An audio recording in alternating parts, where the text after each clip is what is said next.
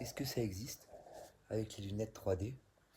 Des trucs avec des formes géométriques qu'on peut malaxer. Parfois on demande que, que les surfaces, comme la sphère, puissent se traverser elles-mêmes. Alors, ils n'ont pas le droit de se trouer, par exemple, sinon, psh, ni de se recoller, sauf si on demande recollement, sauf si on demande trouement, sauf si on demande gentiment. Bon, et sinon, euh, ça. Et par exemple, on pourrait, grâce à ça, explorer la dimension 4 en mettant des fines couches. Ça, j'en parlerai plus tard. Allez, j'en parle maintenant.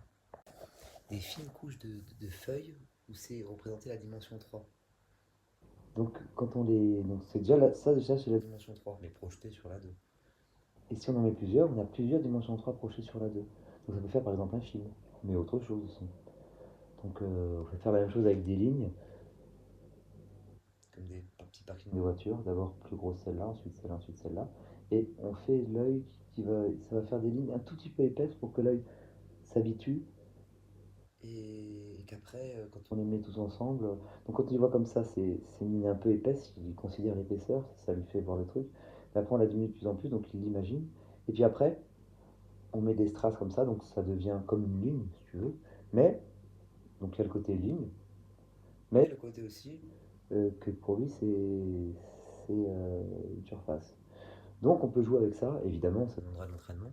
Même ceux qui sont au courant des trucs, ils n'arriveront pas forcément à être bien à l'aise pour voir la dimension 4. Il y aura des machins pour t'aider, pour te guider, pour te faire voir des films dans le machin.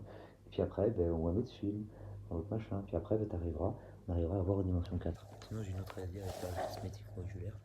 Ouais, j'ai un peu blueseux, parce que je suis pas sûr. Ah, sinon, j'avais une autre idée, c'est que faire un langage informatique, mais avec des graphes, c'est-à-dire des nœuds et des arêtes entre les nœuds. Les arêtes, elles peuvent être plusieurs couleurs, on peut mettre des noms dessus. Les graphes, on peut faire ce qu'on veut aussi, on peut mettre des textures floues, on peut mettre des graphes dans les graphes. Ouais, ce sera surtout ça le truc. Des graphes dans les nœuds, pardon. Euh, et ça fera un nouveau langage informatique, mais en 3D. Alors pourquoi la 3D c'est important pour les graphes? Parce qu'en fait, on peut plonger tout graphe en 3D sans que ça s'intersecte. Hein, ça se montre par récurrence.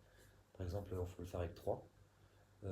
Avec 4, ben, il suffit de relier par des points où ça ne se touche pas, par des fils qui ne touchent pas les autres fils. Avec 5, ben, il suffit de relier le 4 avec des fils, etc. etc. On peut pas faire forcément dans le plan. Donc voilà, on va voir si ça va sortir ces trucs-là. Quand je serai mort, enfin, crari.